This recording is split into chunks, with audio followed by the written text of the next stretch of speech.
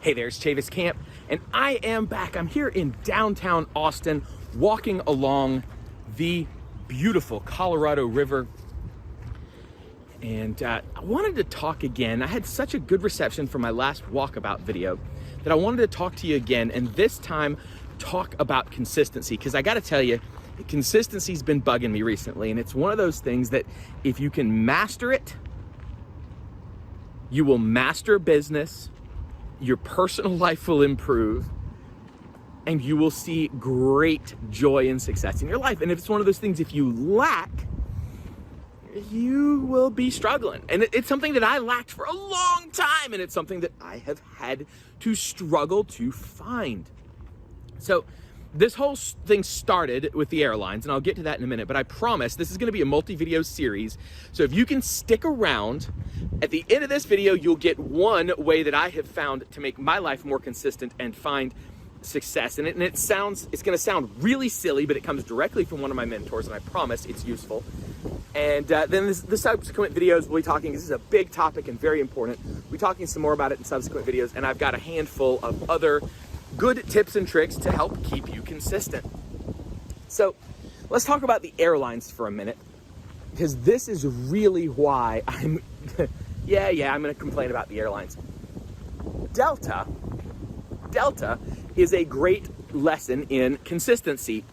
American, their nearest competitor, is a great exercise or great lesson in a lack of consistency. So why do I say that? I used to be an American guy. I've been an American guy for close to 20 years, okay? I have flown nothing but American birds or American Airlines tickets. It may not have been on their metal. It may have been, farmed out to somebody else, but I have been on American Airlines for probably 15 years, ever since they came to Columbia, South Carolina back in something like 2004, 2005. Now, when they merged with US Airlines, or US Airways, excuse me, it ended up not going so well for the American people. US Airways was supposed to be bought by American, and unfortunately what happened is that flip-flopped at the last minute, and US Airways actually bought American and then just rebranded themselves as American because American had the more valuable brand.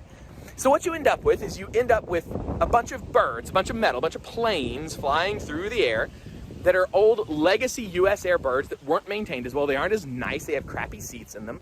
And then you've got American Airlines metal, American Airlines birds that are really nice. And they fly the same routes. They fly the same classes of service. You'll pay the same fare on a legacy US Air bird that you will on an American bird. But the class of services are very, very different. I flew a legacy US Air bird first class. I don't fly a lot of first class, but this is first class. And my seat reclined less than some economy seats that I've been in. Economy, I mean, seriously. And then, I'd happened to be in an American Airlines bird, American Airlines metal, and it was an absolute great experience. So it's very inconsistent. And frequent flyers, you can go online and you'll see they actually will try to pick and choose which birds. Like, I don't have time for that. Ain't nobody got time for that. So I switched to Delta. Delta is one unified carrier. They may have made a few acquisitions over the years, but they're a unified carrier. They actually have consistency across their fleet. Now, you'll find that the regional birds have a slightly different, so like, smaller regional up and down the East Coast will have a different set of services or different set of classes than, say, a transcontinental flight. Okay, you might find something nicer on a transcon flight, especially in one of the higher classes of service, but it's still, among those regions, they are exceptionally consistent. And so I decided to switch to them, and I have to say, I've been exceptionally pleased. Good for you, Delta. Fantastic job. So, and I'm talking about this today because in business, Dr. Ivan Misner, who's the founder of BNI, a great man, he once said, consistency, if you want to build your business, find consistency. Don't do 1,000 things 6 times. Find the 6 key drivers in your business. Find 6 key things and do them 1,000 times until you are an expert at them. Don't try to branch out. Just do those 6 things and you'll do it. And he managed to do that with BNI. And it's a great, great organization. It's responsible for billions of dollars every year in business, generated mostly to small enterprise, okay? We're not talking the huge guys swapping money here. We're talking people like me generating revenue from this, and it's exceptionally powerful. So I want to talk about the first way that I have found in my life to have some consistency and have a daily bit of consistency that keeps me focused, that I can look at in the mirror every single day and see. So it's not just other people seeing it. What I'm doing, it's up here. It's mental in my head as well. And what that is this little uniform or costume or whatever you want to call it, the pink tie, the blue suit, the white shirt.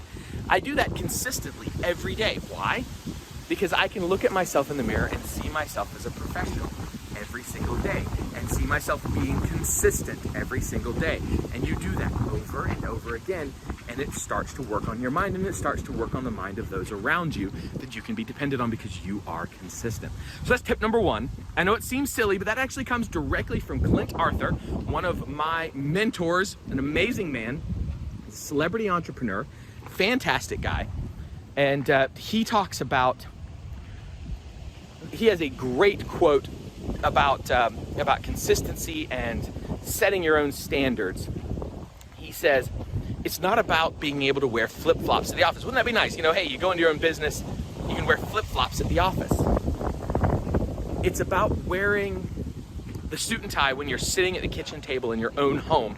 Nobody else is around, nobody else is looking at you, but you're wearing that suit as a consistent measure, and you set your own standards and you keep them every single day. So that's all I got for today. It's a little bit longer than normal. I'm hoping you guys stuck around. I promise there's at least one more segment where we're gonna give two other ways that you can use consistency to grow in your life and your business. That's all I got for today. Thanks for watching.